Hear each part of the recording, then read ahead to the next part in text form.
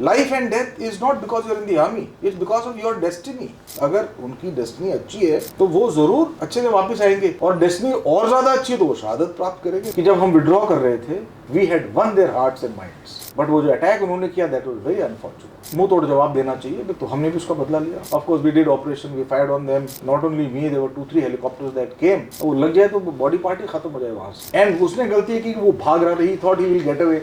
उसको ये नहीं पता था कि इंडियन आर्मी के चॉपर्स आ रहे हैं पीछे। Somalia is 100% Sunni Muslim country, वो तो एक ही रिलीजन था। They're not even Shia also there. Still वहाँ पे इतना डिवाइड था। We had our share of unfortunate events too. It was a difficult operation. Even the Jawan knows that I may lose my commanding officer or the officer who's leading. What's the difference between a man and a woman? It's just physical. वो mother सोचिए जिसने अपने husband को खो दिया है. He was not only a soldier, he was also a bread earner of his family.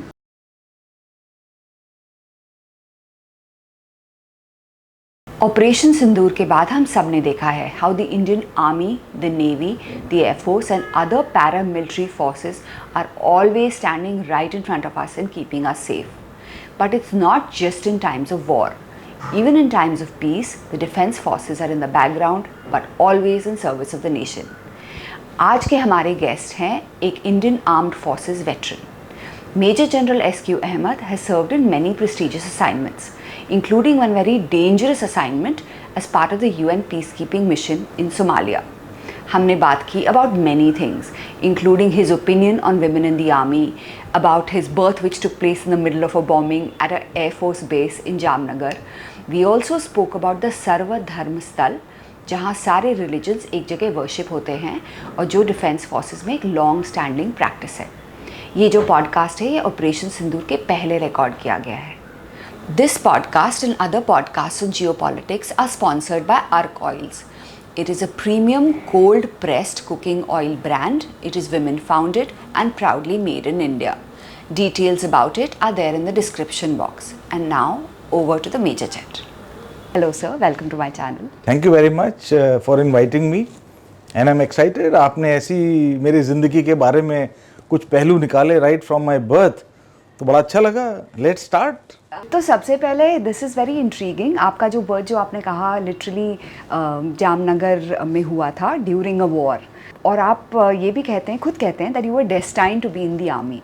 ऐसा मुझे लगता है. ऐसा आप क्यों कहते हैं और आपके बर्थ से ही कहानी तो सुनाई? ये एक ऐसी आपने चीज़ आपको जो मिली है एंड अच्छा लगा आपने पूछा, क्योंकि मैंने अभी तक इसके बारे में कभी बात नहीं की. But my father, of course I was not there in the world. वो 1965 में ही वॉज इन द एयरफोर्स. उस समय वो जामनगर एयरफील्ड पे तैनात थे. एंड जैसा कि हिस्ट्री में सब लोगों ने पढ़ा ही है, उस पर काफ़ी अटैक हुआ था. तो उस वक्त माई मदर वॉज बिल्कुल लास्ट स्टेजेस में थी. उनको वहाँ से इवैक्यूएट नहीं कर सके, तो वहाँ जामनगर एयरबेस पे एक हॉस्पिटल था, वहाँ पे वो एडमिट हुई. लेकिन उस एयरबेस पे बहुत बॉम्बिंग्स हुई. लगातार 3 वीक्स तक बॉम्बिंग हुई. And that was probably the time when I was to take birth. 2 bombing शायद पहले हुई थी, जैसा मेरे फादर कहते हैं. Then I took birth. और जब जन्म मेरा हो गया तो मेरे फादर को पता नहीं लगा. एंड एक बड़ी मैसिव बॉम्बिंग हुई, तो उनको लगा कि शायद उनके हिसाब से तो मेरी मम्मी और मैं, आई थिंक हम लोग सब ख़त्म हो चुके थे. He was thinking that we are dead. उनको मेरे जन्म के 3 दिन बाद मैसेज पहुंचा, जब थोड़ा सा प्रॉबेबली लड़ाई में कुछ वक्त शांत हुआ होगा, कि आपके एक सन हैज़ बीन बॉर्न. तो बड़ी खुशी का मौका था. तो वो ये कहते हैं कि तुम लड़ाई में पैदा हुए हो. It was a bunker kind of thing. उस ज़माने में लड़ाई में जैसे ब्लैकआउट्स होते हैं, तो because of aerial attack blackouts हुआ करते, सारी लाइट बंद होती थी. तो एक जो हॉस्पिटल का एक अंडरग्राउंड बंकर था, उसमें मम्मी बताती हैं कि ब्लैंकेट्स वगैरह लगा के टॉर्च की लाइट में the birth was done. So it was quite a dramatic thing. मुझे लग रहा है कि God has sent me to this world in a very dramatic way. और उसके बाद में कुछ ऐसा हुआ कि in my early life I started liking for the Air Force because my father was there. तो उससे शौक बढ़ता चला गया. फिर मेरे फादर ने मेरा डिफेंस में शौक देके मुझे सैनिक स्कूल ज्वाइन करा दिया. सो आई कॉम्पिटेड देयर. मैंने सैनिक स्कूल ज्वाइन किया, चित्तौड़गढ़, वेरी लवली स्कूल, जिसने मुझे बनाया. फिर NDA, फिर IMA. और इत्तेफाक ऐसा हुआ कि मेरी लाइकिंग जब मैं बड़ा हुआ तो आर्मी के लिए डेवलप होगी, और मैं आर्मी ज्वाइन किया. तो आई थिंक जब मैं अपने बारे में सोचा तो मुझे लगता है कि probably destiny was playing its role. और शुरू से ही मुझे उसने डिफेंस फोर्स के साथ जोड़ा. And I came and then I serve for almost 4 decades, 38 years plus. That's how I am here with you. Thank you. That's a very interesting story. मैं आपको एक और चीज़ बता दूं और व्यूअर्स को भी, दैट जो आप कहते हैं ना, maybe I was meant to be in the army, ये कहानी मैंने बहुत सुनी है। अगर आप लोग जानते नहीं हैं तो I also come from an army background, और ये कहानी मैंने अपने फादर, अपने अंकल से सुनी है। They joined Sainik school, my father and my uncles.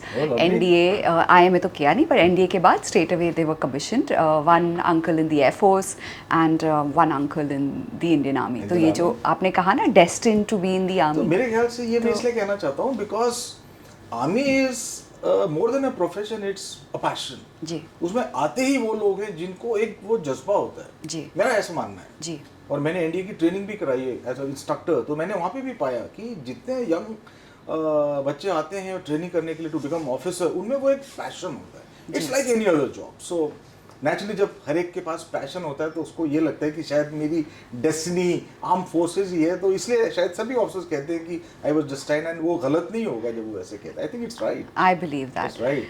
But आपने जो कहा ना, lot of people have this passion, तो मैं आपको बताती हूँ मेरा personal experience. I have met a lot of people जिन्होंने आर्म्ड फोर्सेस के लिए अटेम्प्ट किया, काफ़ी they did not get selected. जैसा आप जानते हैं, it's a very strict selection procedure, और उसमें जो सबसे स्ट्रिक्ट इवैल्यूएशन होता है वो फिजिकल नहीं, साइकोलॉजिकल इवैल्यूएशन होता है, जो भी आप जानते हैं। तो आप, since we are talking about this, क्या आप मेंशन करना चाहेंगे that as a army officer या तीनों सर्विसेज में क्या आप फाइंड करते हैं common in terms of their mental makeup, जैसे मेंटल कैपेबिलिटीज़, क्या क्वालिटीज़ कंसिस्टेंटली तीन सर्विसेज में मेंटली रहती हैं? सो बड़ा अच्छा सवाल है। तो मेरे ख्याल से they select those boys because we are in that age of 16 to 18, 19 depending on आप CDS के लिए जा रहे हैं या NDA के लिए आ रहे हैं, कि क्या इसमें वो क्वालिटीज़ हैं कि स्ट्रेस में he will be able to, वो बिल्कुल खरे उतरेंगे और एज अ टीम वो टीम को लीड कर पाएंगे और गलत तो नहीं काम करते हैं, झूठ तो नहीं बोलते, नेगेटिव क्वालिटीज तो नहीं है। तो आई थिंक अराउंड दिस उन्होंने साइकोलॉजी के टेस्ट बनाया है ताकि एक तरीके के सोचने वाले लोगों को सेलेक्ट किया जाए, and they are better bonded because उसके बाद जो ट्रेनिंग होती है वो बहुत रिगरस होती है। तो हमें मेंटली बहुत फिट भी होना पड़ता है, more than physical strength, mentally बहुत स्ट्रांग होना पड़ता है to go through that training. तो मेरे ख्याल से ये सब चीज़ें चेक करते होंगे, and it is a requirement of all the arm forces. Her arm forces में मेंटल स्ट्रेस के अलग अलग लेवल्स होते हैं और हर एक को गुजरना पड़ता है उनसे इन difficult situations. So sir, apart from the armies regular job जो सब लोग जानते हैं, आर्मी और भी बहुत सारे काम करती है लोकल पॉपुलेशन और इंफ्रास्ट्रक्चर डेवलपमेंट के लिए। जैसे रिसेंटली केरला में फ्लड्स हुए थे, सब ने देखा कि कैसे उन्होंने ओवरनाइट एक ब्रिज बांधा। तो can you tell us more about that, जो कश्मीर में किया है उन्होंने? ये सवाल एक आर्मी कीड़ी पूछ सकती है। जी, मुझे पता है। इसको पहले से पता था। I am so happy you asked this question because कई लोग इसके बारे में जानते नहीं हैं। हाँ, तो army is actually war fighting, तो it's a job of the army because we have to maintain, हमें अपने देश की रक्षा करनी है हर तरीके से। बट आर्मी तो इस देश के लिए ही बनी है, हम तो इसी देश के वासियों की हेल्प में ही हमेशा काम करते हैं। तो एक हमारा एक वर्क होता है जहाँ पे हम जो एरियाज इतने डेवलप नहीं हुए हैं या वहाँ पे कुछ सर्कमस्टांसेस की वजह से लोकल चीज़ें अच्छी नहीं हो रही हैं, हम कोशिश करते हैं कि हम अपने लोकल्स को भी हेल्प करें, उनको स्कूल में पढ़ाएं या उनके लिए कुछ डेवलपमेंट करें। उसको कहते हैं सद्भावना। हर एक के लिए एक भावना से हम एक प्रेम के साथ में कुछ एक्टिविटीज़ करते हैं जिससे बहुत लोगों का फ़ायदा भी होता है, एंड वो बच्चे, वो फैमिलीज़ जो उस खराब सिचुएशन में वहाँ फंसे हुए हैं बाय वर्चू ऑफ कि भाई उस एरिया में things are not doing well, तो वहाँ पे हम ये कोशिश करते हैं कि उनको हम हेल्प कर सकें। इसको सद्भावना ऑपरेशंस भी कहते हैं, कुछ लोग शायद इसको समझ नहीं पाए। लेकिन ये वो एक्शंस आर्मी के या ये वो चीज़ें जिससे हम किसी का भला कर सके। मैंने सद्भावना ऑपरेशंस किए कितने सारे, स्कूल्स बनाए हैं, विलेजर्स को चाहिए था कि हमें एक हॉल चाहिए, community hall, we constructed community hall, we have established schools. मैंने आर्मी गुडविल पब्लिक स्कूल चलाया है फॉर लोकल्स, एंड वहाँ पे इतनी फैसिलिटीज प्रोवाइड की थी कि एक टाइम ऐसे आया कि वहाँ पे बाकी जो लोकल स्कूल्स थे उनके प्रिंसिपल्स ने बोला सर प्लीज इतना मत करिए, हमारी रोजी रोटी खत्म हो गई। एक्चुअली मैं बता रहा हूँ, उनको एम्प्लॉय करने की कोशिश करते हैं। हम चाहते हैं कि वो कोई कोर्स करें, जैसे कि स्किलिंग कोर्सेज, तो हमने स्किलिंग कोर्सेज कराए हैं जिससे उनको बाद में जा कर के कुछ जॉब मिल सके। You try and help people कि ये अपने अपने जीवनी लोग हैं, हाँ। खुद चला सके। तो मैंने वहाँ के बच्चों को बोला, मैं एक पेरेंट टीचर मीटिंग में गया तो वहाँ के पेरेंट्स भी इक्वली एक्साइटेड है अपने बच्चों की प्रोग्रेस के लिए लेकर के। मैंने पेरेंट्स से बात की, मैंने कहा we'll give you what you want, आप स्कूल में बच्चों को पढ़ाइए, बिकॉज जब तक पढ़ाई नहीं होगी they will not understand. And मैंने आस्क्ड देम आप क्या बनना चाहते हैं, I was so happy to hear sir हम आपकी तरह ऑफिसर बनना चाहते हैं। I was so happy to hear that. ये सुन के बहुत अच्छा लगा बिकॉज आई सेड कि ये जो पार्ट है इंडियन आर्मी का, ये ज़्यादातर लोग जानते नहीं हैं। I think army is doing a very good and a very lovely role in nation building in this manner. Bridges बनाना, ये करना तो आप वो देखते ही हैं। जैसे आई थिंक जब ये आप एक ब्रिज का आपने मेंशन किया, एक आपने सुना होगा बॉम्बे में भी एक ब्रिज टूट गया था।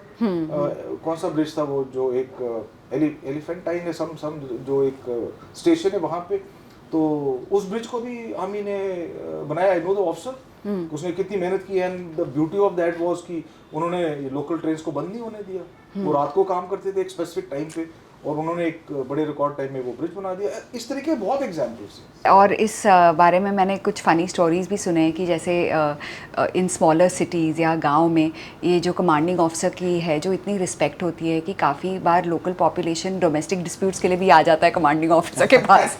ये भी मैंने सुना है, और उनको बोलना पड़ता है कि यार ये हम नहीं हैंडल कर सकते, आप लोग जाइए। So commanding officer is actually commanding officer is a very big thing. हाँ, he is the boss of the cutting edge of the unit of the army. There may be people approaching अलग-अलग situation में कि sir ये problem हो गई है, जो simpler background से आते हैं, तो बिल्कुल अप्रोच करते हैं। हमने भी अपने टाइम में in fact we have adopted villages as part of the responsibility. तो जो भी हमसे बन पड़ता है उस विलेज को, मैंने एक विलेज अडॉप्ट किया था, तो जब मैं जाने लगा, of course this was in the east, तो उन्होंने मुझे बकायदा अपने बुद्धिस्ट उसमें एक टेंपल में बुलाया और बड़ा आदर सत्कार किया उन्होंने। I was very touched bye there gesture. तो मैंने पूछा कि व्हाई डिड, कहता सर अब आप जा रहे हैं, who will look after us. मैं जा रहा हूँ, कोई और आ रहा है, they will do it, don't worry. And that's how the system continues. Like you mention, आपने नॉर्थ ईस्ट में भी सर्व किया है काफ़ी, तो नॉर्थ ईस्ट के बारे में काफ़ी अलग अलग व्यू पॉइंट्स है फ़िलहाल। देयर इज़ अ 2024 पैक्ट जिससे we hope insurgency has been ended, but आपका क्या एक्सपीरियंस रहा नॉर्थ ईस्ट में? जब मैंने जो नॉर्थ ईस्ट में, मैंने अरुणाचल में सर्विस की नॉर्थ ईस्ट में, तो वहाँ पे बड़ा डिफरेंट माहौल है। और ये जो नॉर्थ ईस्ट की आप बात करें, that is towards the further eastern side, Nagaland and उस वहाँ की बात है। So these people like any other organisation, they have certain demands, और वो उस डिमांड्स के आसपास this militancy has been, or I will not say militancy, I will say insurgency has been there when they perceive that their connection with India is actually doing them good, which they should understand now. We are reaching out to the east in a much bigger way. तो जब उनको ये समझ में आ जाएगा, I think gradually things are that will also improve. It's already quite normal. There are tourism going on there. In fact, there is a friend of mine who's a bird watcher. So he said one day I want to go to Ukhrul. Ukhrul is a village in the extreme east, जो किसी ज़माने में very heavily insurgency से infected था। तो मैंने कहा why are you going there? What do you want from there? He said, no, I am going to watch a bird which has come in Ukhrul. So see the change. I said damn good. So Ukhrul has changed a bit. So these kind of changes are happening. Tourism is developing. Now we are going to up to the border for tourism. Our areas of northeast are very beautiful. You must go there. I have been northeast. Now as a tourist जाना चाहिए, वहाँ पे देखना चाहिए कितना, कैसे हम कह रहे हैं, वहाँ की मॉनेस्ट्री देखिए कितनी अच्छी लवली मॉनेस्ट्रीज हैं। हाँ, बहुत सुंदर है, बहुत सुंदर है। आपने नॉर्थ ईस्ट की बात करी तो पापा वाज पोस्टेड इन कालिम्पोंग, आप तो जानते होंगे Kalimpong is next to Darjeeling. और उस वक्त वहाँ पे जैसे आपने कहा इंसर्जेंसी थी, I am talking long back. मैं अपना पर्सनल एक्सपीरियंस बताती हूँ। ये जब मैंने कहा we used to go with armed soldiers, not guards, armed soldiers to school, ना मेरे मम्मी ने कुछ कहा ना मेरे पापा ने कुछ कहा, नो रोना धोना कुछ, हमें पता ही नहीं चला कि कुछ अलग है, हमें लगा यही लाइफ है। अब बड़े होके पता चलता है कि रोज़ 3 टन में टाटा बोलते थे, वहाँ वो राइट का जो वायर होता है वो होता था, 2 हमारे साथ सोल्जर्स होते थे। तो क्या इसका मतलब है, बड़े होके पता चला। उस वक्त तो ना मम्मी ने कुछ कहा ना पापा ने कुछ कहा कि कुछ अलग है, ये तो है बस फौजी कीड़ो तुम। तो अभी तो फौजी बच्चे भी जो होते हैं जब बड़े होते हैं तो दे आर फाइटिंग फिट, वो हर एनवायरनमेंट में अपने आप को ढाल सकते हैं। जी, तो ये मैं कनेक्ट करना चाहती हूँ कि how the families are equally invested in everything a army officer does. Can you tell us a little bit about the role of the wife and the family in you know in being integrated with the Indian army? ये मैं जानती हूँ as a फौजी kid, शायद हमारे viewers नहीं जानते हैं.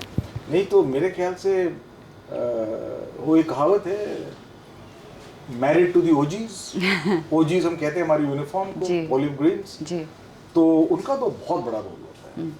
एंड मतलब आपकी अपनी ज़िंदगी में भी if you got a supporting wife who understands, तो आपकी खुद की परफॉर्मेंस भी बहुत अच्छी होती है. बिकॉज जब आप एक यूनिट में होते हैं तो उस यूनिट में आप ही नहीं होते, लाइक सोल्जर्स ही नहीं होते हैं. सोल्जर्स होती हैं, उनकी फैमिलीज होती हैं, उनके बच्चे होते हैं, और वो सब इस स्ट्रेस से गुजर रहे होते हैं. सोचिए आप कि जब आपकी यूनिट किसी एक ऐसे एरिया में गई जहाँ पर मिलिटेंसी अफेक्टेड है, ऑपरेशंस हो रहे हैं, या बॉर्डर एरियाज हैं जहाँ पे फायरिंग हो रही है, और वहाँ पे हमेशा थ्रेट रहता है कि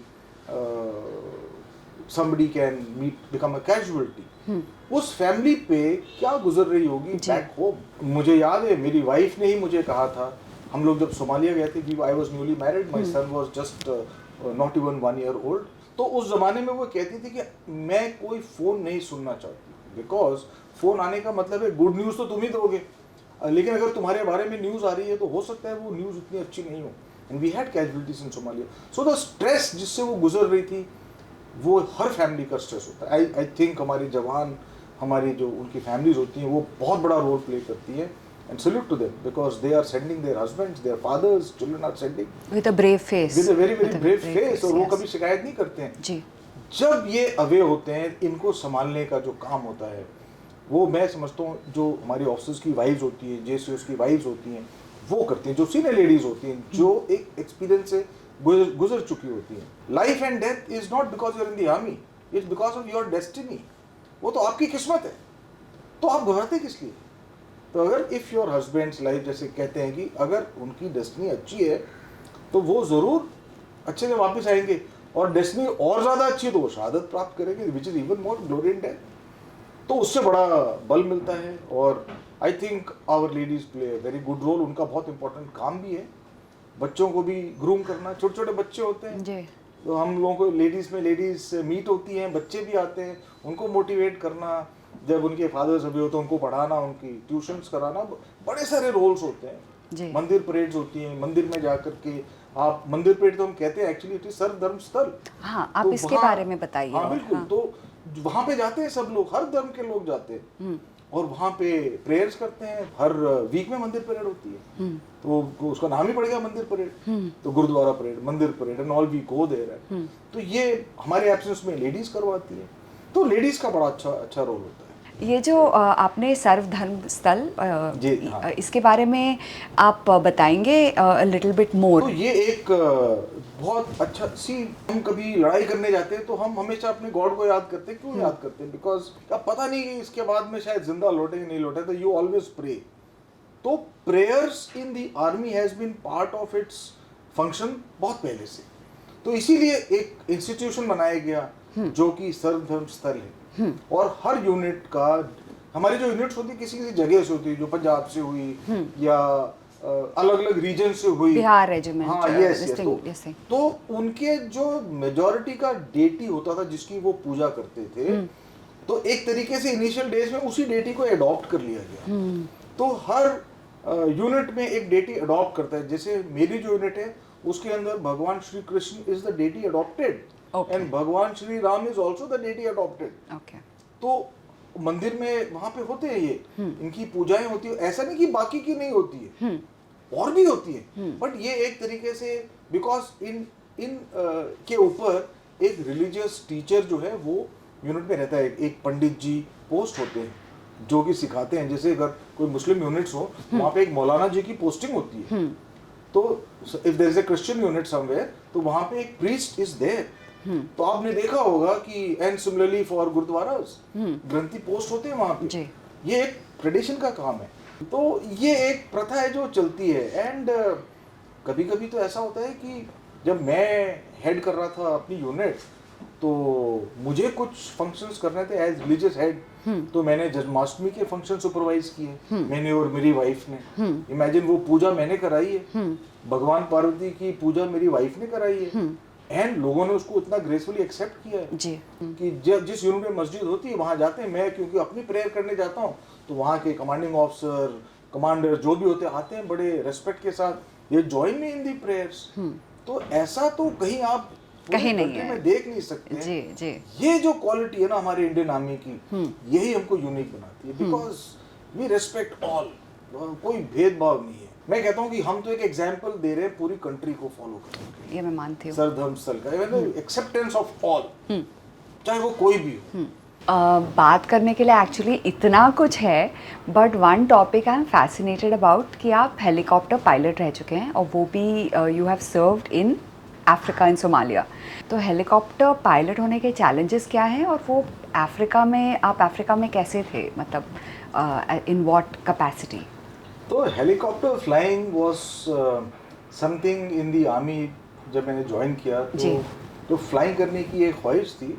this was an opportunity, I could fly. Army में एक विंग होता है विच इज आर्मी एविएशन, तो मुझे मौका मिला और आई बिकेम हेलीकॉप्टर पायलट। मैं हेलीकॉप्टर में आया तो मुझे पता लगा flying is such a fun, क्योंकि अब आपके पास एक मशीन है जो आप मतलब कहीं भी इसको ले जा सकते हैं। It is such a beautiful machine, आप इसे जहाँ चाहे वहाँ आप उसे लैंड करा सकते हैं। तो it's good fun, not within the norms of aviation safety, but अगर आपकी ऐसी रिक्वायरमेंट हुई किसी भी वजह से वॉर जोन में या किसी आपकी रिक्वायरमेंट अगर उस टाइप की, तो आप इसको मशीन कहीं भी कर सकते हैं। I have landed on, like जब हम सोमालिया वगैरह में थे तो रोड पे भी हमने लैंडिंग की, बिकॉज ऑपरेशंस की ऐसी रिक्वायरमेंट होती थी। आप डिफिकल्ट एरियाज में भी इसको लैंड करा सकते हैं, माउंटेन टॉप्स के ऊपर भी इसको लैंड करा।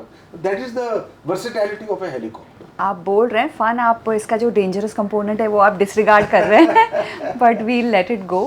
बट तो एक क्वेश्चन था, UN, you are part of the UN contingent in Somalia. Correct. तो ऐसा कब होता है कि अलग अलग armies go to another country as part of a UN contingent, और क्या काम रहता है उनका वहाँ पे? तो सोमालिया वाज अ मिशन। आप अगर सोमालिया के बारे में पढ़ें way back in early 90s, तो वो एक कंट्री था which was getting into डिसएरे।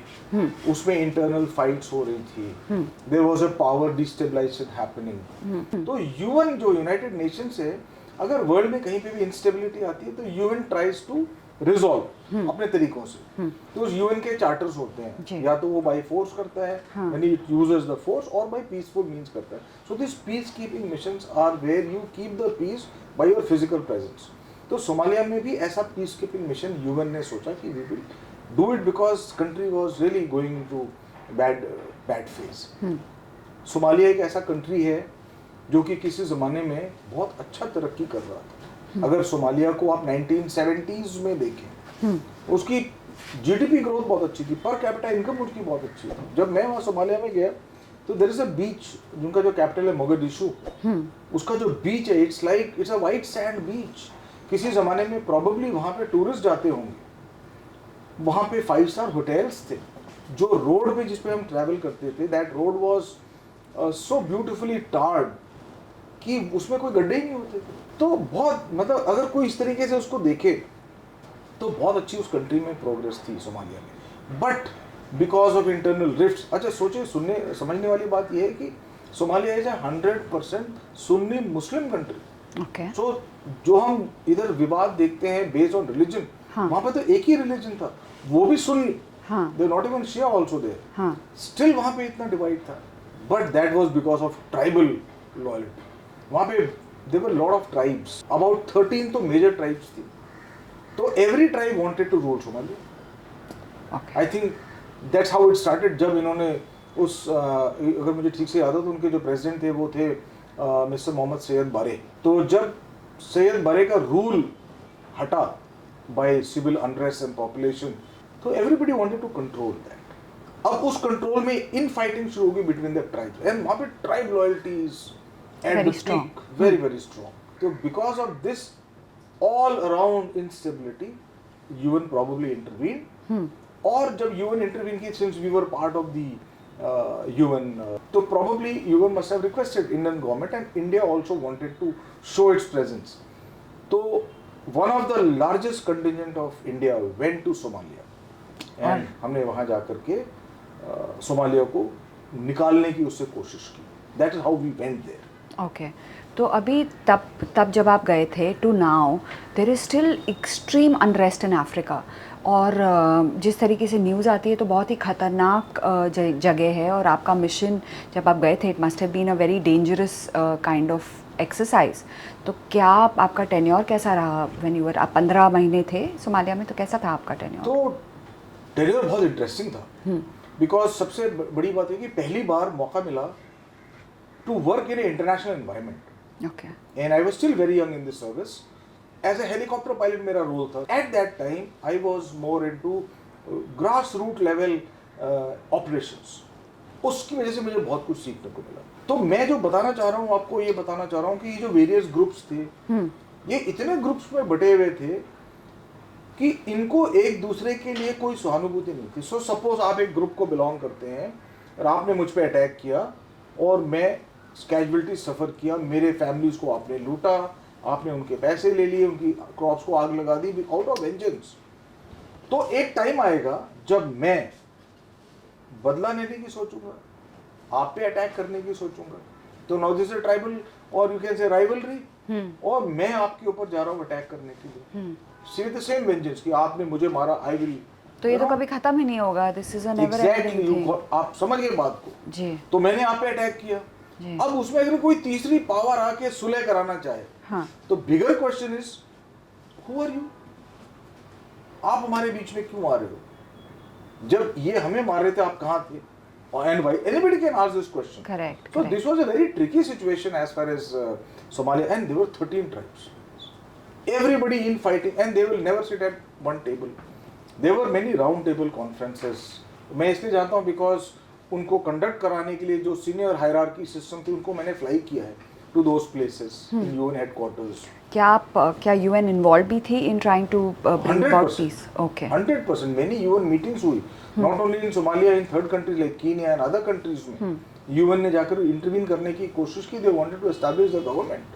Okay. लेकिन वो जो उनके लीडर्स थे, they could not unite on a single agenda कि किस तरीके से यूनिफाइड गवर्नमेंट बनेगी. Probably that was the reason for a fallout. And then बीच में सिचुएशन बहुत बिगड़ गई.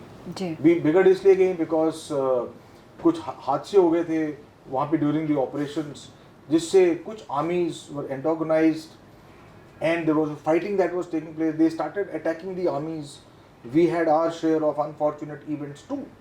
तो हमारी एक कॉन्वॉय को उन्होंने एम्बुश किया, not knowing that we are not the culprit, but nobody was there to. उनको समझाने वाला तो कोई था ही नहीं. उनको लगा ये भी यूएन की आर्मी है, तो उन्होंने अटैक कर दिया और वो इंडियन आर्मी थी उस वक्त. तो हमने भी उसका बदला लिया बहुत अच्छे से. That's a different thing in the sense कि हमारे बहुत जवान उसमें शहीद हुए. तो इस तरह की सिचुएशन बिगड़ती चली गई. एंड एक टाइम ऐसा आया कि जब ये डिसीजन लेना पड़ा कि अब इस कंट्री को कोई नहीं कर सकता है, इसको छोड़ देना चाहिए. तो majority of the western countries ने छोड़ दिया. They said to UN our job is done. तो उस वक्त majority of the non western countries ने यूएन को संभाला. इंडिया भी था, पाकिस्तान भी था, बांग्लादेश भी था, नेपाल भी था, and there were many countries other than that. But I think UN after spending 2 years plus, UN also realise कि शायद इसका कुछ नहीं हो सकता है. तो फिर उन्होंने ऑपरेशंस को बंद कर दिए. तो हमें फिर विड्रॉ करना पड़ा वहाँ से. Okay. तो that's how the operation ended. मैं यहाँ पे कहना चाहूँगा कि जब हम विड्रॉ कर रहे थे तो सोमाली जो लीडर्स थे, जो उनको आप मिलिटेंट लीडर कह लीजिए, आपके ट्राइब के लीडर कह लीजिए, जिससे भी कहना चाहें, वो ये नहीं चाहते थे कि इंडियंस वापस जाएं. We had won their hearts and minds. वो चाहते थे कि आप यूएन वापस चली जाए पर इंडिया यहाँ रहे. वो ये सोच रहे थे कि अगर इंडियंस रहेंगे तो शायद हमारे बाकी जगह भी ये डेवलपमेंट होंगे. इसलिए वो हमें जाने नहीं देना चाहते. वो कहते हैं हम आपको रोके रखेंगे. बट वो जो अटैक उन्होंने किया दैट वाज वेरी अनफॉर्चुनेट. तो उसमें हमारे बहुत जवान शहीद. उसमें हम लोग एक्चुअली उस ऑपरेशन में हम इन्वॉल्व हुए. हमें मैसेज मिला कि एक ऐसे ऐसे अटैक हो गया. I was a duty pilot that day. और मुझे बोला कि तुरंत आप देखिए क्या. मुझे पता भी नहीं था एग्जैक्टली हुआ क्या. It was somewhere around lunch time. ऐसे 2-2:30 बजे का टाइम रहा होगा. और फटाफट मैं, हमारे जो एक और पायलट साथी थे उनके साथ में, उस समय मैं कैप्टन था उस पर्टिकुलर टाइम पे, और मेरे एक और साथी थे, दोनों ने मिल करके फटाफट वी फ्लू द एयरक्राफ्ट, हमने अपना जहाज उड़ाया, पीछे पीछे हमारा दूसरा एयरक्राफ्ट भी आ गया सपोर्ट करने के लिए, and we reach the site. तो हमने देखा कि एक बिग व्हीकल, उसको हम उनकी लैंग्वेज में टेक्निकल कहते हैं, उसके ऊपर Zu-23 गन, आप अगर आप समझते हैं मिलिट्री लैंग्वेज में जो एयरक्राफ्ट को मारने के लिए गन होती है Zu, तो वो गन उस पर माउंटेड थी, और उस गन से उन्होंने एम्बुश किया था। Zu-23 में 23 mm का उसका वो राउंड होता है, इट इज दिस थिक, वो लग जाए तो बॉडी पार्ट ही खत्म हो जाए वहां से। तो उससे उन्होंने अटैक किया, एंड वो भाग रही थी। एंड सोमालिया जो कंट्री है वो श्रब कंट्री है। श्रब कंट्री मतलब कि जो फ्लैट कंट्री, जमीन है, एक तो फ्लैट है, रेडिश सी उसकी सॉइल है, पानी वहाँ पे बरसात ज्यादा होती नहीं, तो जनरली सूखी सॉइल है, और जो उसमें जो पेड़ पौधे हैं जो श्रब्स की तरह 4-5 फीट तक ही रहते हैं, तो छुपने के लिए जगह उनको मिली नहीं उसके। एंड उसने गलती है कि वो भाग रहा, ही thought he will get away. उसको ये नहीं पता था कि इंडियन आर्मी के चॉपर्स आ रहे हैं पीछे पीछे, वो हमारी स्पीड को तो पकड़ ही सकता था। विद इन सम टाइम उसकी धूल से हमें उसका पता लग गया, क्रॉस कंट्री जा रहा था, हमने उसे पकड़ा, and then of course we did operation, we fired on them, not only me, there were 2-3 helicopters that came, purely Indian army operation. हमने नीचे से सपोर्ट मंगाई, और हमने कहा इसका तो मुंह तोड़ जवाब देना चाहिए, because we have come here for spreading peace, आप हमारे साथ ऐसा ट्रीट नहीं कर सकते। So and we give that message loud and clear. तो एंड हमने उस टेक्निकल को कैप्चर किया और उसको ला करके अपने पास रखा। तो we got that gun also, we got that technical, of course in the combat those militants got killed. It was a difficult operation, ऐसे इतना आसान नहीं था, it was a difficult operation.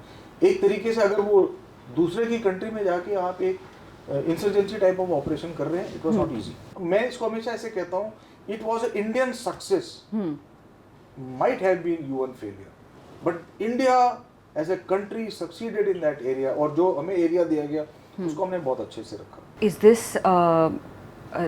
the most difficult part of your job कि आपके जो soldiers हैं वो you see them being martyred in front of you? Is that the most heartbreaking part of your job? See, I will not call it the most heartbreaking, but definitely it's not a, it's very difficult to accept to lose your own boy. It's very difficult. Yeah. आप उसके साथ रहे हैं, you have done operations with him, Yeah. आपने उसको nurture किया, आपने उसको लीड किया है. It's not easy. It's very heartbreaking, but we know that when we go for operations, even the Jawan knows that I may lose my commanding officer or the officer who's leading, and we also know that we may lose some of the boys, so it's part and parcel of the job, but it's never acceptable to lose someone. It's very painful, because we always have in our mind that his children, his wife is way behind, his mother, father, parents. He was not only a soldier, he was also a bread earner of his family. Yes. He was also somebody's son, somebody's father, somebody's husband. Yeah. All the emotions come through. After all, you have to control that emotion.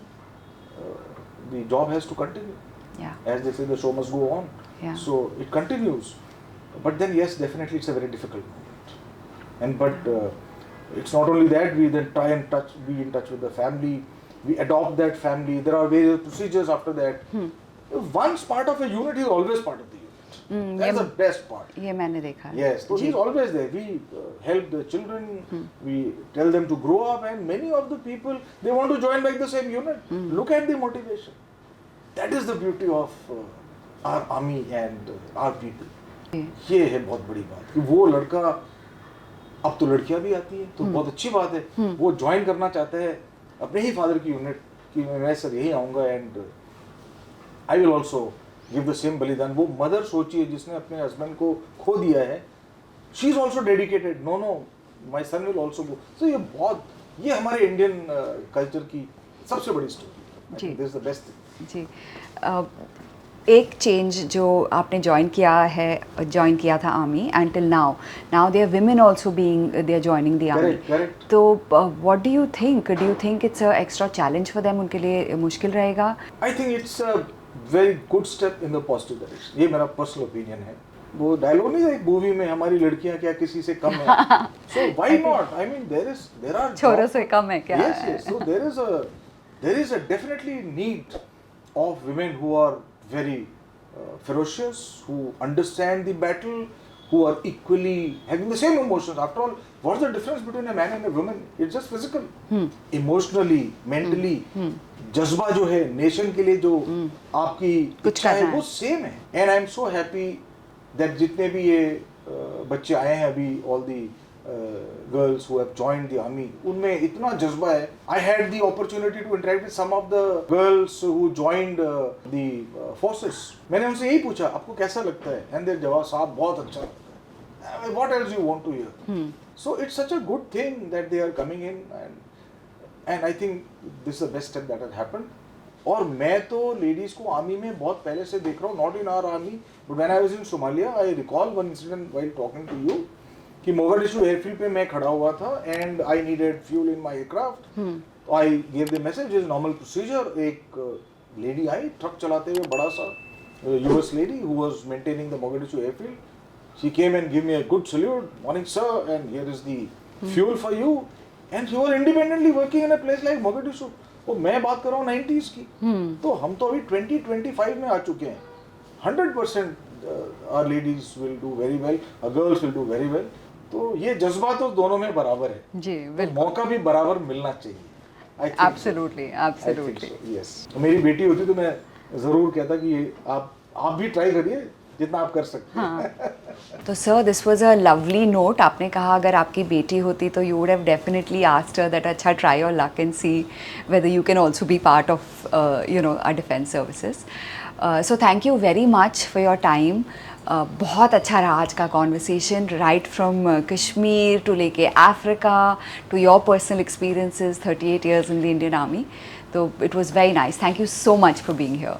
Thank you for giving me that opportunity कि मैं आपसे वो बात कर पाया. And I am really also very happy that I could spend some good time talking good things. And I hope जो आपके viewers हैं उनको सुन करके खूब मोटिवेशन मिलेगा. एंड हम इसको एक्सपेक्ट करेंगे कि वो भी आए डिफेंस फोर्स में ज्वाइन करें. जी, दैट विल बी ग्रेट. जी, that's a lovely note. Thank you very much. बहुत बहुत शुक्रिया. Thank you.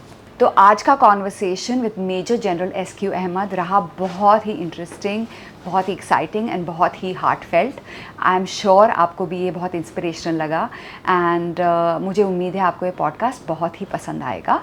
और अगर आपको मेरा कंटेंट पसंद है please subscribe to my channel Sampada Waje and quickly hit the like button and also the share button. और कमेंट्स में हमें बताइए कि आपको इस पॉडकास्ट का कौन सा पार्ट बेस्ट लगा. Thank you very much.